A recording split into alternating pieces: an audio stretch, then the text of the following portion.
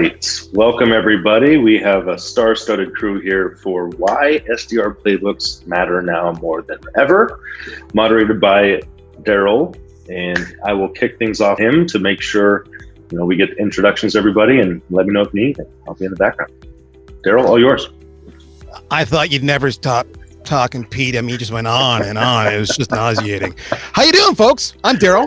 I'm the Chief Revenue Officer here at VanillaSoft. VanillaSoft is one of several sales engagement platforms, many of which are represented here. You should check everybody out because we're all kind of cool and have our own unique strengths. So that's the first promotional pitch out of the way. We're going to have some fun today, so stay tuned. Gather your peers around and say, tune in for this one. We're going to go at it. Maybe there'll be fisticuffs. You might throw down, sit back, a little bit of, chairs in the air. Let's find out. But with that, I've got an amazing panel here, so let's just find out who they are. Julianne, introduce yourself, my friend. Yes, hello everybody. My name is Julianne Thompson. I'm the head of sales development at Drift.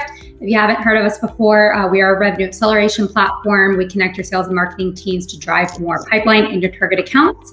I lead both inbound and outbound, as well as international sales development efforts for our team. I've been here for about a year and excited to have this conversation today. All right. Next up, I'm just going clockwise here on my screen at least. Manuel. Hi, everyone. My name is Manuel Rietzsch. I'm the president of marketing and sales development at XANT. We are again, just like Darryl, a sales engagement provider. We're very much focused on the enterprise, a very data-driven approach that we're taking to sales engagement, and excited to be here and chat about playbooks today. And last but not least, Charles, my friend. Hi, everyone. Charles Knauft. I'm the director of sales development here at ZoomInfo. We're the world's leading business-to-business intelligent company. We help our clients identify, engage, and close their ideal buyers faster. All right. So let's just, for clarity, let's just get the kind of baseline here. When we say, because the whole conversation is, why SDR playbooks matter now more than ever. When we say playbooks, there was some confusion about this when we were prepping for today's session. What do we mean? I'm going to go back to you, Charles. When I say playbook, what do you think it means? I think one of the first things that comes to mind is how do we make sure that we are giving our SDRs the tools that they need to best reach out to the prospects that we're targeting.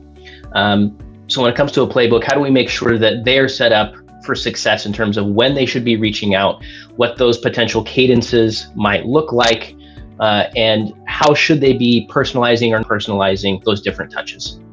Dynamite. Julianne, do you agree with him? Is Charles a complete lunatic? He doesn't know what he's talking about? Or maybe he's right? What do you think? Yeah, we identify that pretty similarly. So it's who to reach out to, when to reach out to them, and with messaging. So we have several different plays within our playbooks that we have designed to help make sure that we're reaching out to people with messaging that is personalized and that is relevant and that ties those two things together, in the words of the famous Beck Holland. All right, who, when, and what? I love it. Mel, what are your thoughts?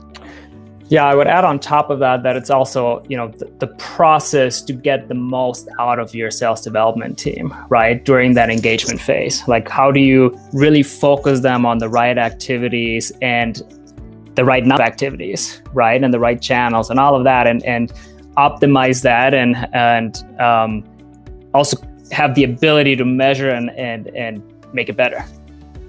So just to add my 2 cents, I would define a playbook as multi-channel outreach, phone, email, social, SMS perhaps, across a set number of touches, 7 touches in 7 days. Use it with the sole objective, exactly as Manuel said, to get in front of more people than you would do, say, in a traditional CRM, so that you actually engage and qualify more people and fill the pipeline up. So I think we're all in consensus with that. Now, let me set the stage here. My first provocative question of the day. It took us 4.5 minutes to get here.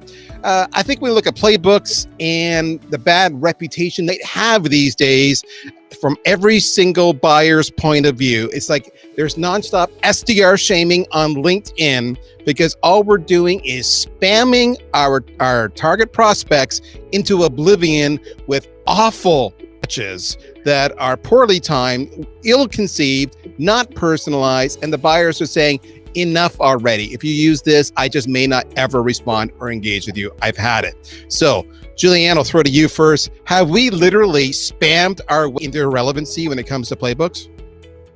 It's a good question. I'll start with this. Can we just agree as a group to stop the SDR shaming? We'll start there. There you go. It's a hard job. We all know that. And a lot of times we've hired people that are straight out of college or in their first or second job. And it is so important to give them those guardrails. Now, does that mean that you should send 20 automated emails over the course of 20 days without a single piece of research, a single piece of personalization, or a personalized phone call or LinkedIn touch? Absolutely not.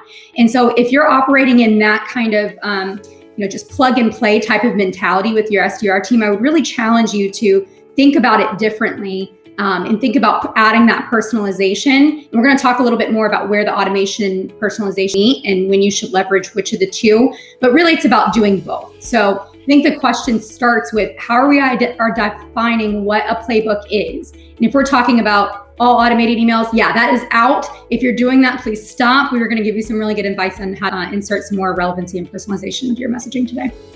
Charles, I saw some smiles in your face as she was giving her answer on spamming your way into relevancy. What are your thoughts?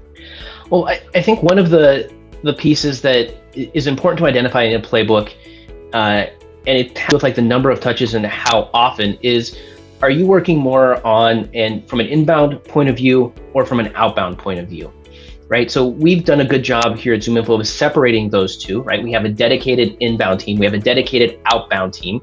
And for instance, on the inbound side, we structure a lot more of our touches early on, right after somebody fills out a form, right? We try and get to them within the first few minutes of them reaching out, filling out that form. We're trying to call them within 90 seconds. They don't answer, that email's going out a few minutes after that. Trying to call them again. We're sending them a LinkedIn message, all structured within the first few days. And so I do think it's important to have that breakdown between, did somebody come to you first looking for help? You want to make sure that you're structuring your touch, bunching them, if you will, kind of towards the front end of that. Okay, it's been, the first day, the first 2 days, the first 4 days, versus if it's more of a cold outreach, you don't necessarily want to, I'm going to throw everything I have at them right away and then kind of see how it goes. You want to spread out a little bit more to get some more touches in there over the course of a few weeks, rather than throwing everything that you have all at once and then kind of hoping something sticks.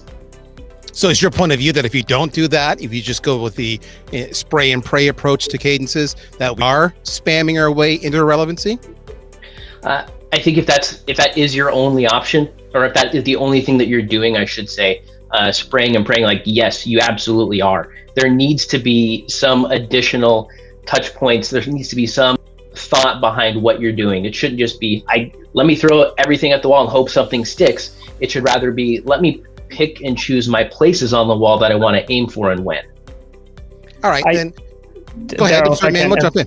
Yeah, if I can add to that, I think it's one of the challenges with any automation tool, right? It is the mind always goes to, I got to do more, right? To get more results, I just got to do more, right? And a lot of times we just do the things that we've always been doing without really step back and really understanding, okay, what's a strategy? What are the things I should be doing first before I then give like a sales engagement tool to my SDR team, right? And so my mind is, yes, I think a lot of times we deploy, playbooks or sales cadence or anything like that without really thinking about what I'm actually trying to accomplish, right? And so that ends up becoming a spamming machine, right? I've seen this at a lot of places where SDR or, we're blacklisted because of that, right? I've seen companies do that. So there needs to be a step before you get into really your deploying your playbooks and really understanding, okay, what am I actually trying to achieve with playbooks? What are the, message I'm putting out there? What are the different scenarios? Like Charles mentioned, right? Is this where is this lead coming from? What campaign interaction has this had? What persona is this? What account is this person that I'm reaching out to? And then really crafting that message, right? To, again, not just spam that, but add value during that process.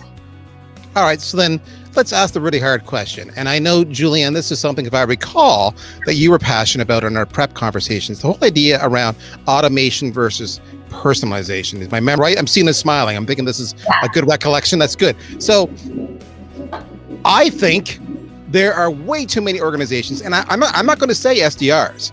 I'm going to say organizations, because if the SDRs are allowed to spam, I actually don't blame the SDRs. I blame the leadership in the sales organization or the RevOps organization that's allowing that to happen. So if you're in that role and you're not paying attention, my 2 cents, give your head a shake, because all you're doing is undermining yourself. You are spamming, to Manuel's point, you're thinking volume, but what you're going to do is actually overwhelm your prospects, and they're just going to block you. And then your ability to actually engage and convert is going to drop like a rock. So don't be stupid. Don't go en masse. Instead, it's all about personalization. But that is the age-old bracket. Do I automate or do I personalize? Julianne. You have to do both. So one thing that I've been talking to my team about a lot as of late is spearfishing versus casting a wide net. And so you want to be able to tier out your accounts and your prospects based off of the priority of their title and the priority of that account, and decide how much time do I want to spend personalizing versus automating. Also think things through, like what kinds of past conversations have we had with them? You don't want to send an automated email to somebody that has a close loss opportunity from 3 months ago. And so being very relevant with the conversations that have already started, that's where you kind of shift towards more of the personalized side of the spectrum. Now, what you don't want to do is go all the way to the personalized side of the spectrum, because you're not going to get enough ROI on your SDR's time. And so you want to also be able to cast a wide net to generate some interest, get that first conversation started, and then insert the personalization. So it's really important that you don't go on, ultimate sides of the spectrum. And I've been on both of this at past companies I've worked for in the past. And the best SDRs that I've worked with and managed and promoted are the ones that have that fine line of balancing personalization and automation. And the last thing I'll say, one really tactical thing that you can do and implement today is have a couple of emails personalized at the beginning of your sequence or play, and then automate towards the bottom. Because again, you're thinking about return on investment of the SDR's time, and you will get more return on that investment by personalizing at the top of the sequence or cadence. So I want to focus that for a second. She just said some solid gold. If you just tuned in now and you get nails, what she just said was automate the tail end of your sequence, personalize up front. Huge, because if they're going to respond, they're likely going to respond sooner rather than later, because they probably reached out to you or they're familiar with you. Second part, what she hit at was segmenting and knowing your tickets. Put another way, if those of you are big into ABM, account-based marketing, it's the same premise, right? I have large accounts I'm targeting, then I have maybe an AE has 5 of those. Then I have named accounts, and AE might have 40 of those. And then I have, industry accounts, it might have 500. Those are typical numbers that Gartner would quote. On the named accounts, the large accounts, those 5, if we've got a buying committee or 5 or 10 people per, that's definitely personalization. On the named accounts, maybe those 40, you might personalize it towards the organization. Just VanillaSoft. You can hit every single person at VanillaSoft, but you're just talking about VanillaSoft, not about Darryl. And then in the industry, you can get less personalized. So that's another way of looking at it. Manuel, Charles, do you have a different point of view? What are your thoughts? Jump in. Don't be shy. Yeah, no, I would say that's 100% right. But I think we'll get to that conversation a little bit later too. Is like, how do you enable the SDRs to do that personalization, right? Yeah. That's obviously I think the biggest hang up from a lot of companies doing this.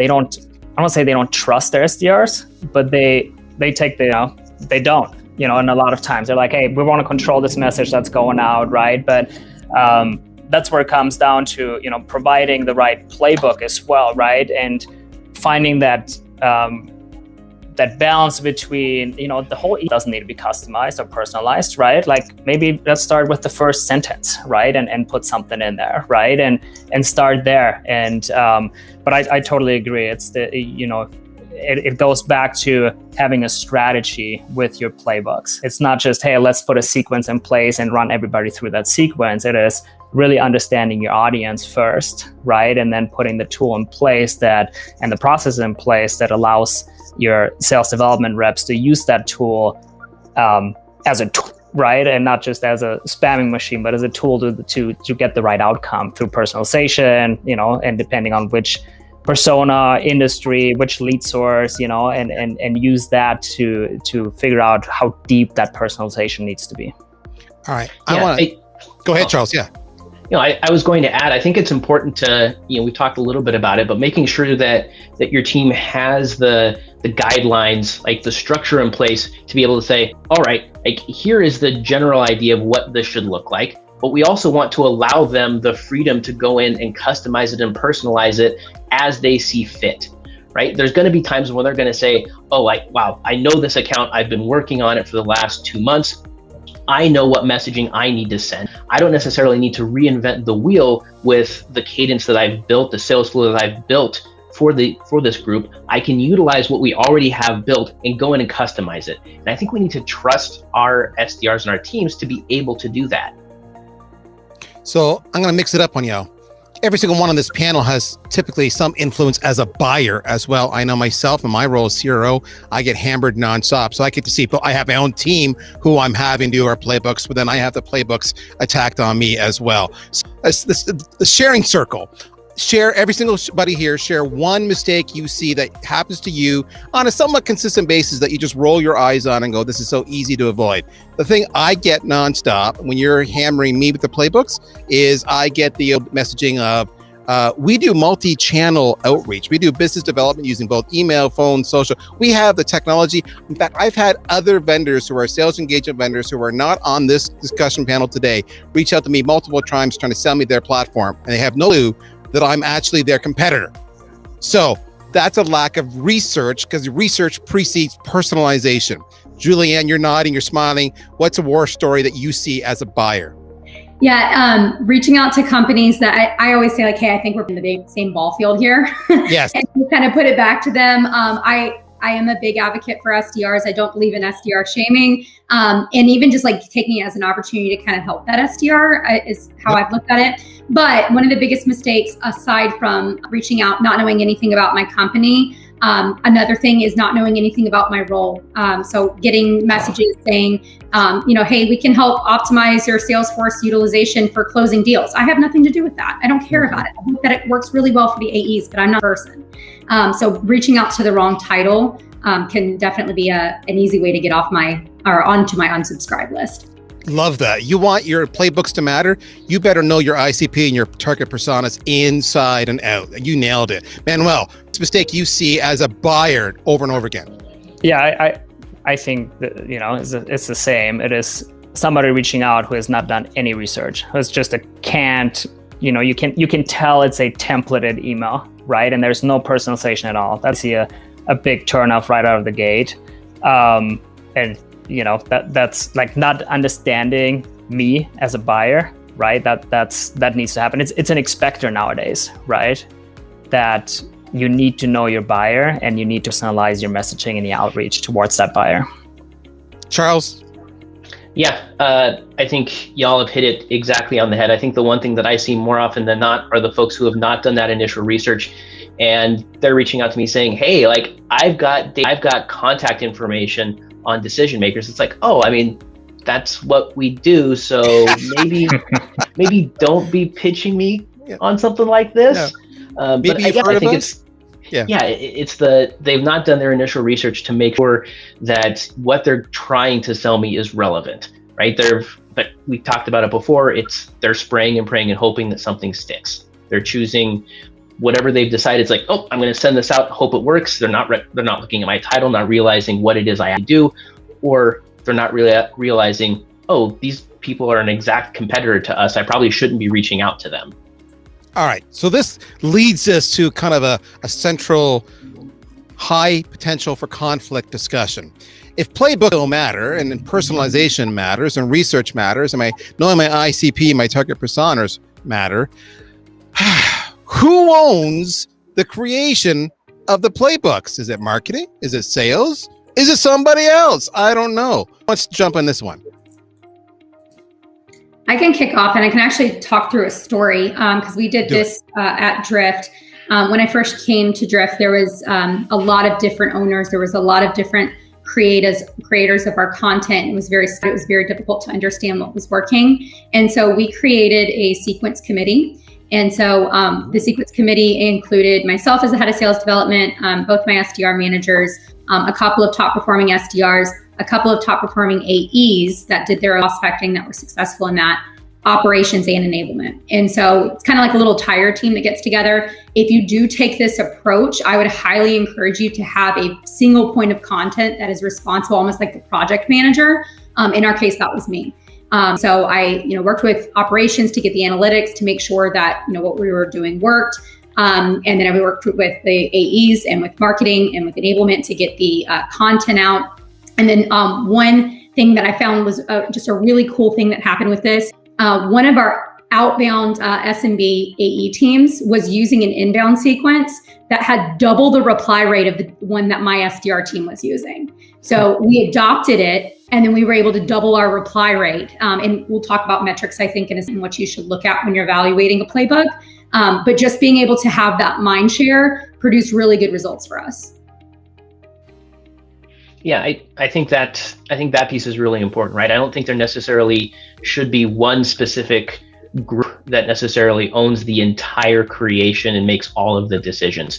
I think it is important to have several folks from different departments, right? Marketing should be involved. Your revenue operations team should be involved. Your SDR team should be involved. Your sales team, everyone have some sort of say when you're creating it, but there does have to be that final, the buck stops with someone.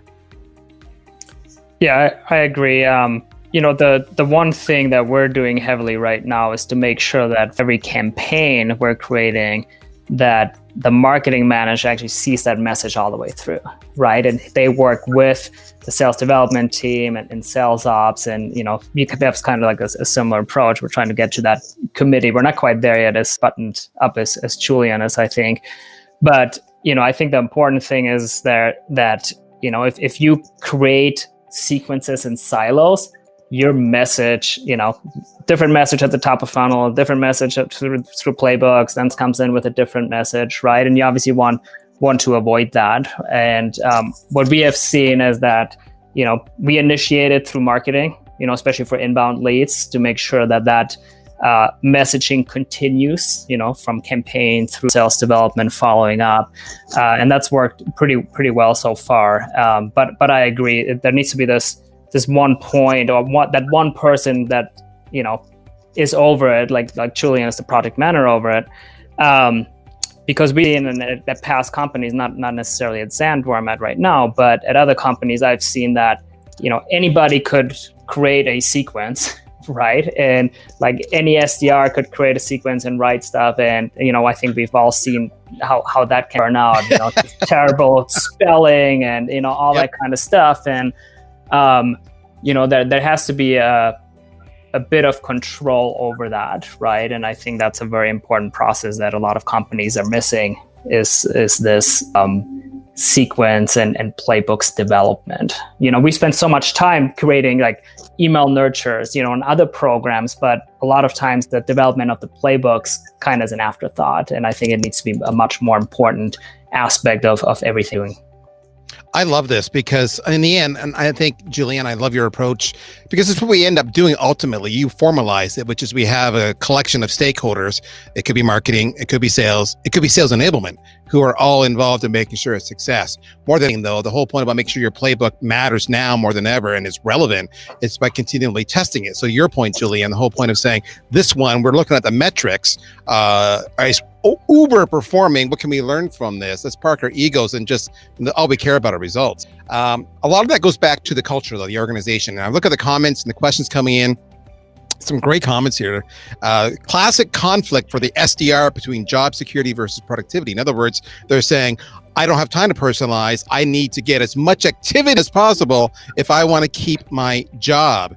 And then we got over in the Q&A side, the whole discussion around activity. What is the right number of activities we should have? Often it's the organization that's demanding we hit activities. And I pose the question, is your organization leading by activities or is it leading by outcomes? So I guess, Julianne, Manuel, Charles, what guidance do you have for our audience today, whether they're SDRs or whether they're in leadership, to say, let's focus on what matters when it comes to books?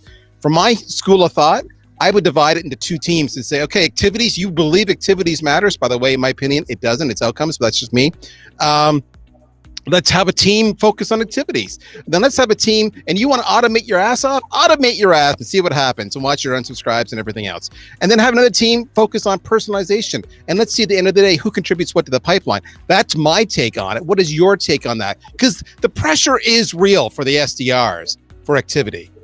Yeah, 100%. It goes back to my comment earlier, right? Where through the last few months, our lives have changed, right? And I think the natural reaction is let's do more, right? And that activity mindset, instead of taking a step back and really focusing in on, hey, what are actually the results I'm driving and how am I driving these results, right? And I always tell my team, it's more important to stop doing the things that aren't working, right?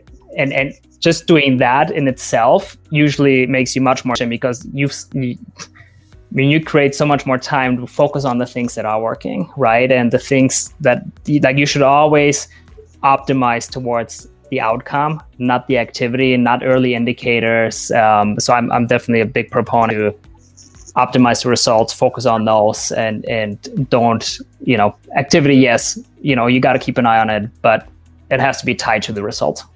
Julianne, go ahead, Charles. I was going to say, Julianne looks like she's chomping, but you jump first. Don't do. No, go for it. Okay, so I think about metrics as it relates to leading indicators and lagging indicators. And my rule is you have to have one, right? So lagging indicators being results, opportunities, held meetings, more of the bottom of the SDR funnel. And if you're not able to reach those, we have to focus on activity. And so I'm big on the SDR funnel. And so if you think about my quota is 12 opportunities this month. I know that I have X% of hold rate, X% of opportunity conversion rate, and you can work back in the funnel to determine exactly what those KPIs are. And so as SDR leaders, if you're having trouble getting somebody to buy into the idea of activities, work their funnel with them and show them, this is why I'm asking you to make this many calls or put these many contacts into sequence. I know somebody asked about activity metrics per day. Those are the two that I measure, is contact sequenced per day and calls per day. And you can actually predict with them with math and use actual facts and results to show them, hey, if you do this much more, this much, they're able to produce this many results. So I think ultimately we've got to look at the outcomes. That is the most important thing. But we also do understand the predictors for success do come from the inputs that you're putting into the work as well. Mm-hmm. Yeah, you took the words almost exactly right out of my mouth, right? We got to look at the outcomes in order to determine like what those activities should be, right? The activities are the things that lead to the outcomes, but you have to math it out, right? If it's 12 opportunities, if it's 20 completed meetings, like whatever that end goal, whatever that outcome is that you're looking for, you should be able to math it out on, okay, how many calls do we need to be making a day, week, a month? How many emails need to be going out? How many different touch points do there need to be? And you should be able to look at the data to try to figure out exactly what those numbers are. All right. Let me be the provocative one again. There's a lot of pundits in the space who are big on, they're self-declared messaging experts, and they will take your money and they will write all your playbooks for you. Is this a good investment, or is this something we should be able to do ourselves? Thoughts? I see Charles looking at the guy. Go ahead, Julianne.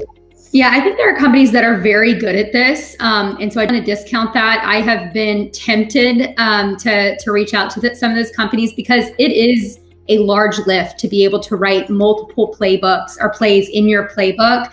And SDR leaders are really busy and they don't always have the time to do it. But what I've found in my experience has been leveraging your SDRs that are already have the highest amount of booked meetings per sequence is typically a better resource for you. It also gives them a professional development opportunity. And so rather than outsource it to a company that doesn't necessarily know your company intimately, look within the company and see which SDRs you can leverage. And again, I love that it provides a professional development opportunity for them as well.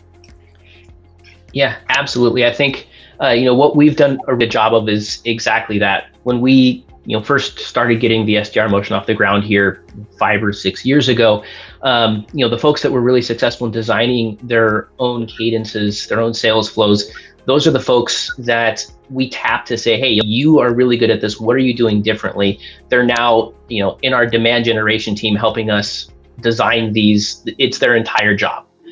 So I do think let's look internally to see what we can do to help those folks move from being an SDR to what else. What does that career ladder look like? How do they move up? How do they move themselves up? Yeah, I would add that if you have the skills like in-house, always go that route, right? You get that that tribal knowledge in-house. You know, they understand the customers better. But like Julian said, I wouldn't discount. You know, there's definitely some services out there that are pretty good at it, and at least can give you, you know, especially if you're starting out, it can give you a good framework, right? And plug in, you know, your basically your information around your buyers. But, you know, just having that framework and, you know, kind of have a starting point, you know, knowing what works, how long emails should be, you know, what's the right call to action, like those type of things. That's where I think some of these companies can really help to get you started. All right, I see Pete is back in the house. That usually means we're getting the hook. So before I pass control back over to him, just a quick little reminder. If I were you, I would go and quickly follow Julianne Thompson from Drift. I would go follow Charles Knauft from ZoomInfo. I would go follow Manuel Rietzsch from XANT. And if you're around there, hey, you might as well follow me too from VanillaSoft, because the conversation can carry on there. Pete, my friend, welcome back.